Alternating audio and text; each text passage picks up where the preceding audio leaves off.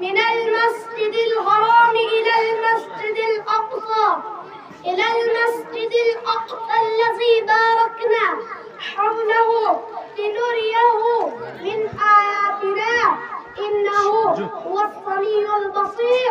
وقال النبي صلى الله عليه وسلم الصلاة معراج المؤمنين.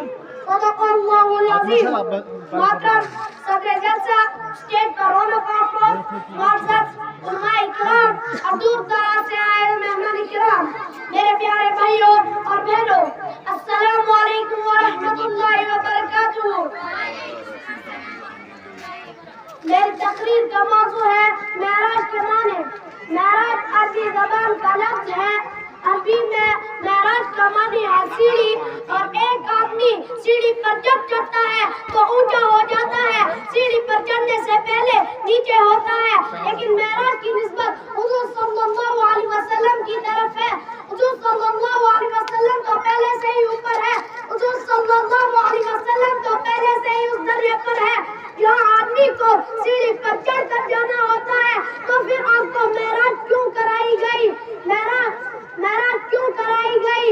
معراج کا معنی ہے چڑھنا، اور ایک آدمی جب چڑھتا ہے تو اونچی جگہ پر چلا جاتا ہے، لیکن ایک آدمی سیڑھی پر چڑھے بغیر اونچی جگہ پر ہوتا ہے، تو پھر اس کا چڑھنا کیسا کہ سیڑھی پر چڑھے بغیر؟ حضور صلی اللہ علیہ وسلم تو پہلے سے ہی اوپر ہے، حضور صلی اللہ علیہ وسلم تو پہلے سے اس درجے پر ہے جو آدمی کو سیڑھی پر چڑھ کر جانا ہوتا ہے۔ تو پھر آپ کو معراج کیوں کرائی گئی؟ یہ بات قابل غور ہے۔ معراج تیری اور میری وجہ سے ہے، اور قرآن پاک نے فرمایا لِنُرِيَهُ مِنْ آیَاتِنَا، ہم اپنے پیغمبر صلی اللہ علیہ وسلم کو جو عرش عظمت سے پہلے بیٹھے ہیں اس کو ہم نئی نئی نشانیاں دکھائیں گے۔ معراج کا معنی ہے لِنُرِيَهُ مِنْ آیَاتِنَا، اس کو ہم نشانیاں دکھائیں گے۔ حضور علیہ السلام کے معجزات چار ہیں، پیغمبر صلی اللہ علیہ وسلم کے بڑے معجزات چار ہیں۔ پہلا معجزہ قرآن ہے، دوسرا معجزہ معراج ہے، تیسرا معجزہ ختم نبوت ہے، اور چوتھا معجزہ صحابہ کا وجود ہے۔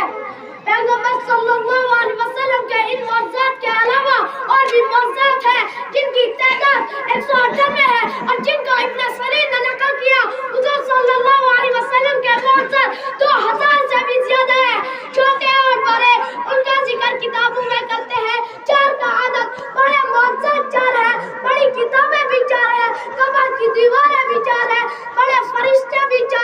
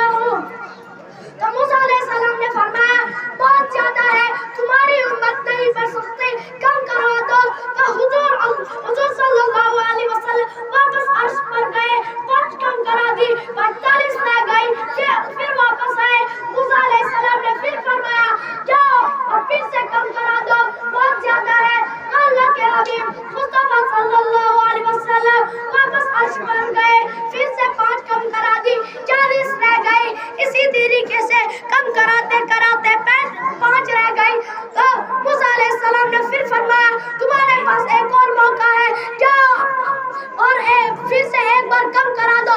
تو اللہ کے حبیب مصطفیٰ صلی اللہ علیہ وسلم نے فرمایا مجھے اپنے رب سے اب حیا آتی ہے، مجھے تو اپنی امت کے لیے کچھ نہ کچھ لے کر جانا ہے، میں اب 5 نمازیں لے کر جاؤں گا. اور اللہ نے فرمایا جو 5 وقت کی نماز صحیح سے پڑھے گا اسے برابر 50 کا ثواب ملے گا.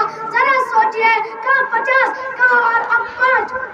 لیکن پھر بھی آج کے اس دور میں مسجدیں خالی نظر آتی ہے. صرف رمضان کے مہینے میں مسجدوں میں بھیڑ لگی ہوتی ہے. آج دکاندار صاحب ہے نماز نہیں ہے، چھوٹا ہے نماز نہیں ہے، بڑا ہے نماز نہیں ہے، دفتر والا ہے نماز نہیں ہے، مزدور ہے نماز نہیں ہے، امیر ہے نماز نہیں ہے، غریب ہے نماز نہیں ہے. میری مائیں بہنیں نماز کا مذاق اڑاتی ہے. ذرا سوچئے یہ حضور صلی اللہ علیہ وسلم کے ساتھ کہاں کا انصاف ہے. میرے پیارے بھائیوں اور بہنوں، آج ہم مسلمان ارادہ کریں کہ نماز صحیح وقت پر باجماعت ادا کرنے کی فکر کریں. حدیث میں آپ صلی اللہ علیہ وسلم نے فرمایا ہے نماز دین کا ستون ہے، جس کسی نے اس ستون کو گرایا اس نے پورے دین کو گرایا.